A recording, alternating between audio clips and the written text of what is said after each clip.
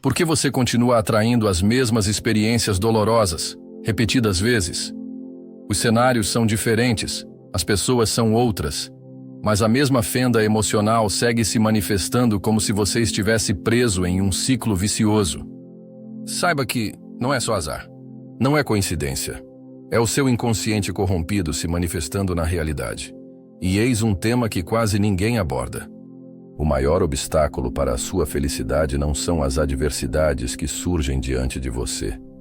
São as derrotas passadas, que a sua própria mente insiste em trazer de volta, sem que você perceba. Carl Jung deu um nome a este criador obscuro do sofrimento: o trauma inconsciente. E até que você aprenda a reconhecer sua influência, ele vai, sorrateiramente, controlar cada decisão sua. Desde o que você gosta, quem você ama e aceita, e até aquilo que você acredita merecer. No vídeo de hoje, iremos falar sobre como o trauma, mesmo soterrado nos confins da mente, consegue se manifestar repetidas vezes diante dos seus olhos. Permaneça até o fim do vídeo, pois também vamos falar do método contra-intuitivo de Carl Jung, para finalmente se resolver com o passado, através das pistas que o inconsciente oferece. Antes de revelar os sinais ocultos do trauma e o método de Jung, aproveite para se inscrever no canal e deixar o seu like. Apenas 5% das pessoas que visualizam os conteúdos se inscrevem no canal. Os outros 95% perdem os conteúdos seguintes, que têm interconexões relevantes para o progresso na jornada da individuação.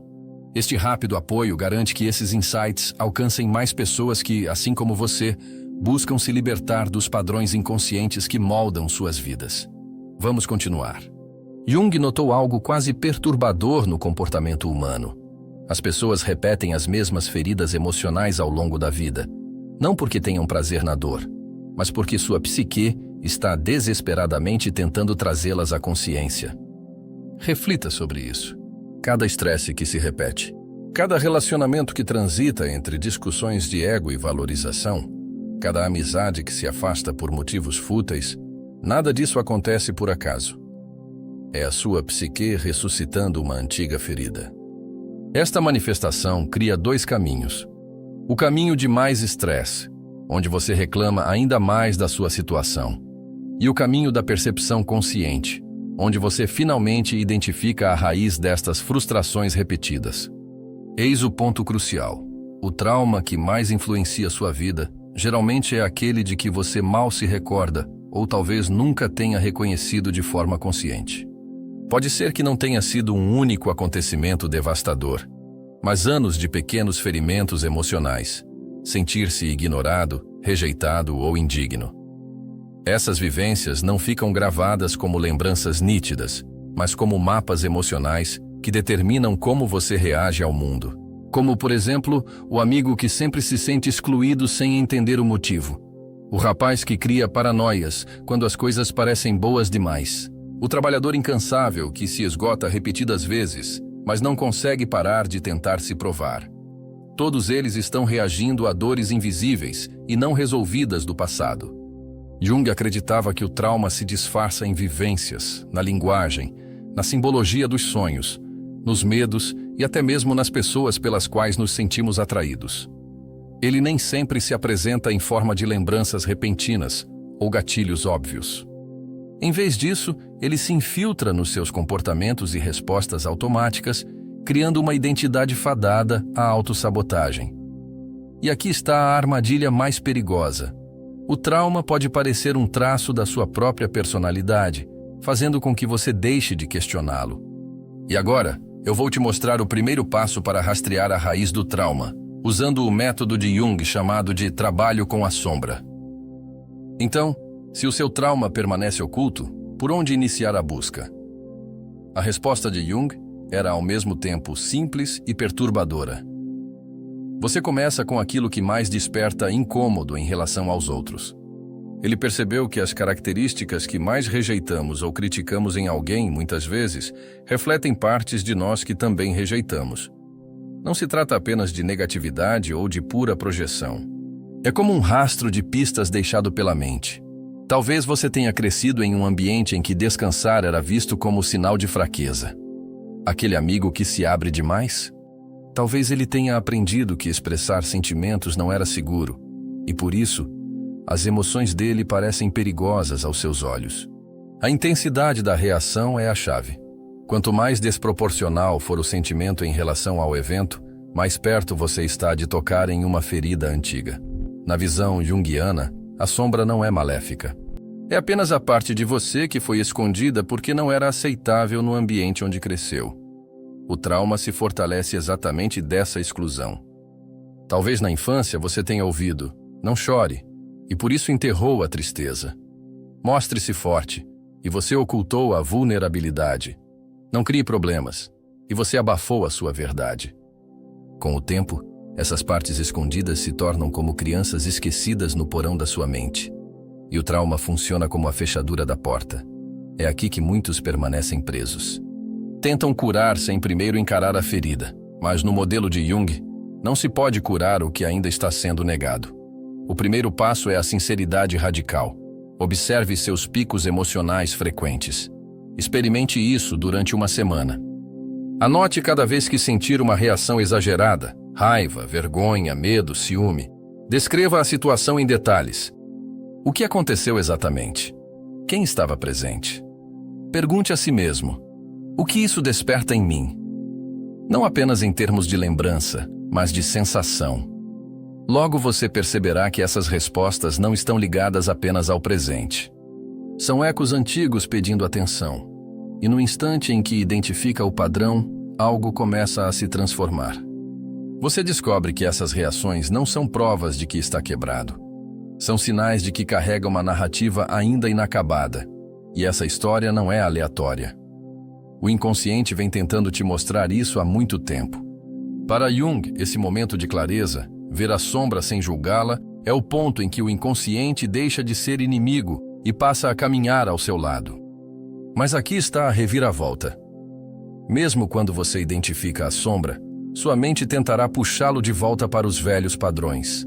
Então, agora vou falar sobre por que sua psique realmente resiste à cura e como o conceito de complexos de Jung explica por que você continua sendo sugado para as mesmas armadilhas emocionais. Um complexo não é apenas ter problemas.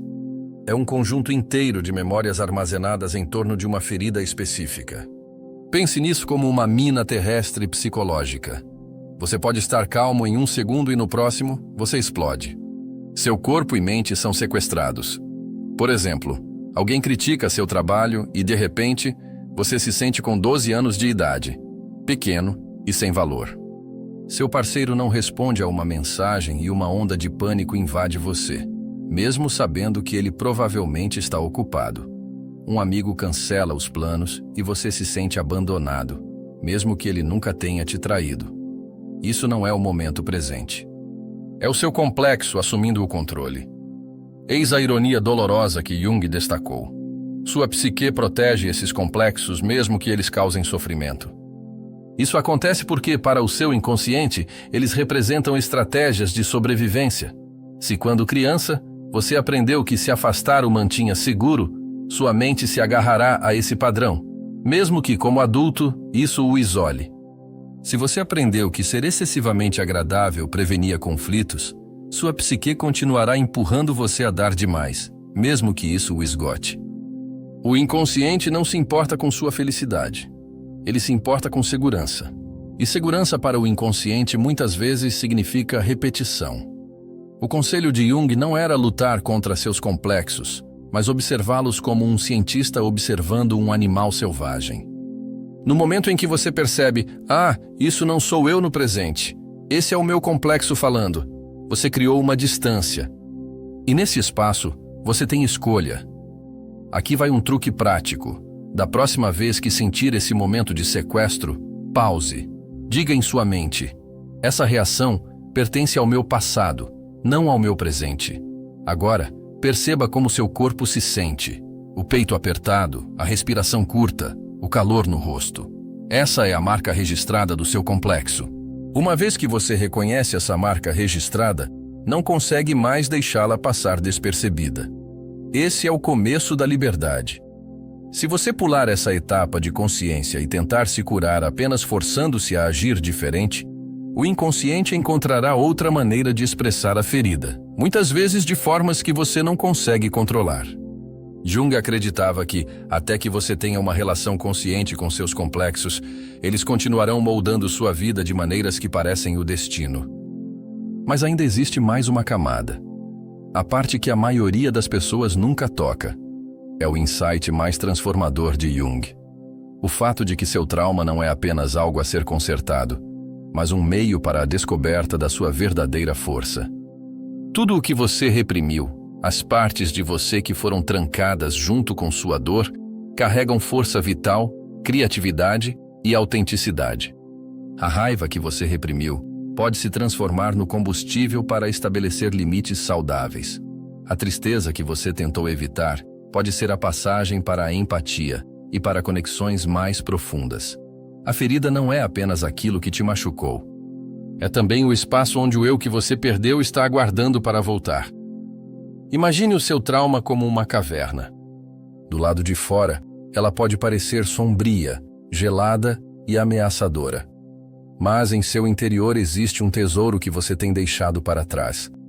Fragmentos da sua identidade, da sua energia vital e da sua liberdade. O motivo pelo qual a maioria das pessoas nunca o descobre é o medo de adentrar. O trabalho de Jung não era sobre escapar da caverna, mas sobre aprender a atravessá-la sem se perder dentro dela. É por isso que sua proposta de lidar com a sombra envolve tanto curiosidade e compaixão quanto coragem.